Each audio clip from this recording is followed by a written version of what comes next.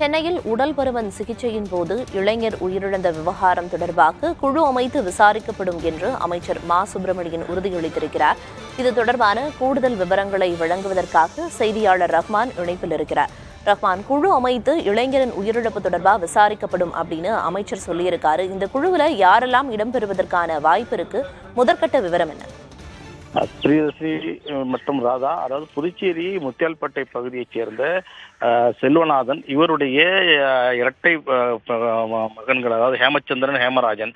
இதில் ஹேமச்சந்திரனுக்கு வயது 26 ஆகின்றது. இவருக்கு கடந்த 10 ஆண்டுகளாக உடல் எடையானது அதிகரித்துக் கொண்டே இருந்தது. கிட்டத்தட்ட 150 கிலோவுக்கு மேலே அவருடைய உடல் எடை சென்றது.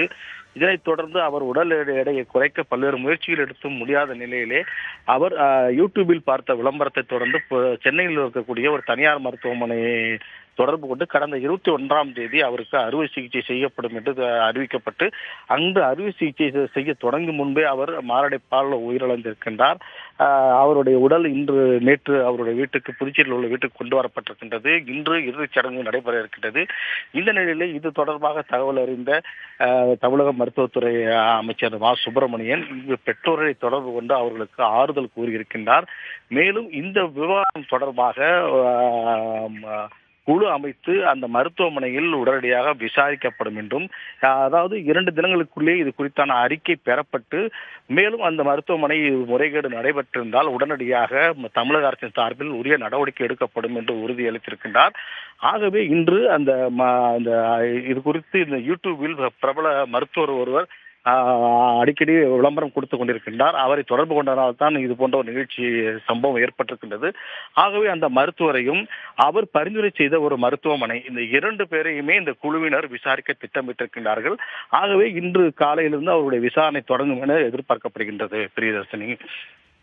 ரஹ்மான், உடல் பருமன் சிகிச்சையால இளைஞர் உயிரிழந்திருக்கிறார். இதனால் குழு அமைத்து விசாரிக்கப்படும் அப்படின்னு அமைச்சர் மா சுப்பிரமணியன் உறுதியாக கூறியிருக்கிறார்.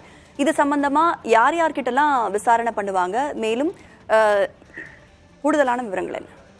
அதாவது ஏற்கனவே இந்த உடல் பருமன் நோயினால் பாதிக்கப்படுபவர்களுக்கு அறுவை சிகிச்சை செய்யப்படுவது என்பது மருத்துவத்திலே இது ஏற்றுக்கொள்ளப்படவில்லை. பல மருத்துவர்கள் இதை மறுத்திருக்கின்றார்கள். இது தீர்வு அல்ல. உடல் பருமனை குறைப்பதற்கு பல்வேறு சிகிச்சை முறைகள் இருக்கின்றது. ஆகவே அறுவை சிகிச்சைகள் என்பது பல முறை தோல்வி அடைந்திருக்கின்றது. ஏற்கனவே 2-3 பேர் உயிரிழந்திருக்கின்றார்கள். இந்த நிலையிலே இதை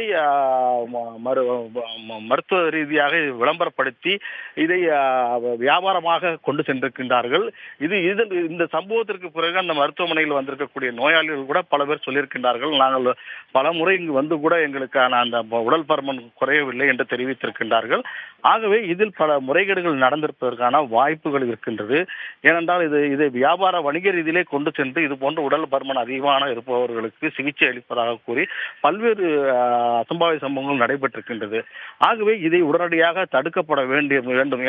இது குறித்து மருத்துவத்துறை வல்லுநர்கள் பலமுறை எச்சரித்திருக்கின்றார்கள். ஆகவே அவர்களுடைய எச்சரிக்கையை மீறி மருத்துவரும் சரி, அந்த மருத்துவர் பரிந்துரை செய்த மருத்துவமனையும் இது போன்ற முறைகேடில் ஈடுபட்டிருந்தால் கண்டிப்பாக அவர்கள் மீது தமிழக சுகாதாரத்துறையானது உரிய நடவடிக்கை எடுப்பதற்கான வாய்ப்பு இருக்கின்றது. அதற்காகத்தான் இன்று குழு அமைத்திருக்கின்றார்கள். இந்த குழு தன்னுடைய விசாரணை 2 தினங்களிலே அமைச்சரிடமோ அரசிடமோ சமர்ப்பிப்பார்கள். அதன் பிறகு அரசு என்ன நடவடிக்கை எடுக்கப்படும் என்பது தெரிய வரும். பிரியதர்ஷினி.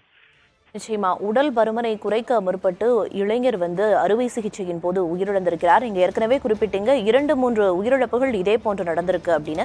இந்த மாதிரியான உயிரிழப்புகளை தடுக்க நிச்சயமா நடவடிக்கை எடுத்துக் கொள்ளப்பட வேண்டும். இதை முக்கிய பிரச்சனையாகிறதே அரசும் சரி, மக்களும் சரி விழிப்புணர்வோடு இருப்பாங்க அப்படின்னு எதிர்பார்க்கலாம். தற்போதைய விவரங்களை வழங்கியதற்கு நன்றி ரஹ்மான்.